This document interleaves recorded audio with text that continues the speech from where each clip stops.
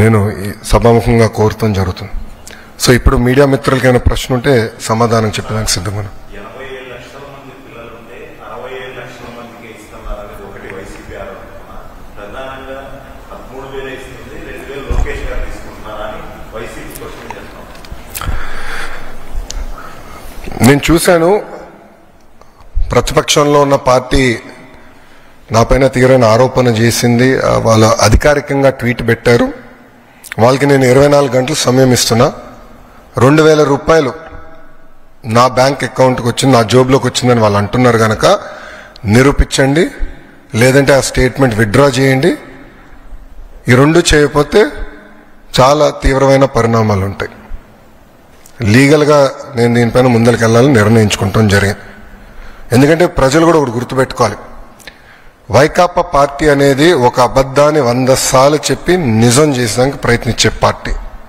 2019 ఎన్నికల్లో కరెక్ట్గా వాళ్ళ సొంత బాబాయిని వాళ్ళే చంపేసి ఏకంగా నింద మా నాయకుడు చంద్రబాబు నాయుడు గారి పైన ఆనాడు వేశారు. మేము ఆనాడు సమర్థవంతంగా తిప్పికొట్టలేకపోయాం కనుకనే ప్రజలు నమ్మారు. కానీ ఇప్పుడు చూడండి, చెల్లెలు చెప్తున్నారు ఏం జరిగిందో. సో అలా అబద్ధాలు చెప్పి ప్రజలు నమ్మించడానికి ప్రయత్నిస్తున్నారు. ఈ 2,000 రూపాయలు, నేను ఆ ట్వీట్ని నేను చదివాను, ఆ 2,000 రూపాయలు నా జోబుకి వచ్చిందన్నారు. వాళ్ళు నిరూపించాలి, లేదంటే ఆ స్టేట్మెంట్ వెనక్కి తీసుకోవాలి, లేదంటే to the fullest extent of the law I will take action against them. రెండో విషయం వచ్చేగల, వాళ్ళు యూడైస్ డేటా గురించి మాట్లాడుతున్నారు. అంటే పాపం అక్కడున్న గతంలో పనిచేసిన విద్యాశాఖ మంత్రులు కనీసం బేసిక్స్ తెలీదు.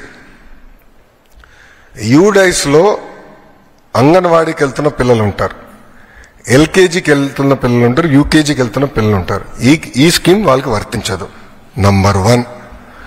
నంబర్ 2, గత ప్రభుత్వం జీఈఆర్ గ్రాస్ ఎన్రోల్మెంట్ రేషియో చూపించేదానికి 18 సంవత్సరాల కన్నా ఎక్కువ వయసు ఉన్న వాళ్ళని తీసుకొచ్చి ఏకంగా ప్రభుత్వ పాఠశాలల్లో చదువుతున్నారని వాళ్ళని ఎన్రోల్ చేస్తాం జరిగింది. పక్క రాష్ట్రాల్లో చదువుతున్న పిల్లల్ని తీసుకొచ్చి ఆంధ్ర రాష్ట్రంలో చదువుతున్నారని చూపిస్తాం జరిగింది. విత్ ప్రూఫ్ నా దగ్గర ఉన్నాయన్నీ. విద్యాశాఖ మంత్రిగా నేను వాస్తవాల దగ్గర ఉండాలి కనుక మొత్తం లిస్ట్, ఎందుకంటే ఇది డ్రాప్ బాక్స్ అని ఉంటుంది. అంటే ఈ పాఠశాలలో పిల్లలు ఉంటారు, ఈ పాఠశాల పిల్లలు మధ్యలో ఉంటారు, గాల్లో ఉంటారు పిల్లలు. డ్రాప్ బాక్స్ అంటారు అది ఐటీలో. ఈ వాళ్ళ సిస్టంలో డ్రాప్ బాక్స్ అంటారు. అక్కడ పెట్టి పెట్టేశారు. పిల్లలు ఎక్కడున్నారో మాకు తెలీదు. మొత్తం వెరిఫై చేస్తే దొంగ లెక్కలు ఉన్నాయని తేలినాయి. ఒక విద్యాశాఖ మంత్రికి అసలు ఎంతమంది పిల్లలు ప్రభుత్వ పాఠశాలలో చదువుతున్నారు తెలుసుకున్నాక నాకు 100 రోజులు పెట్టిందండి. 100 రోజులు పెట్టింది నాకు. అధికారులు అడిగితే సార్ మాకు నంబర్ క్లారిటీ లేదు సార్, గతంలో వీళ్ళు ఎట్లా నడిపించారో నాకు అర్థం అలా విద్యాశాఖ. అంటే ఏదో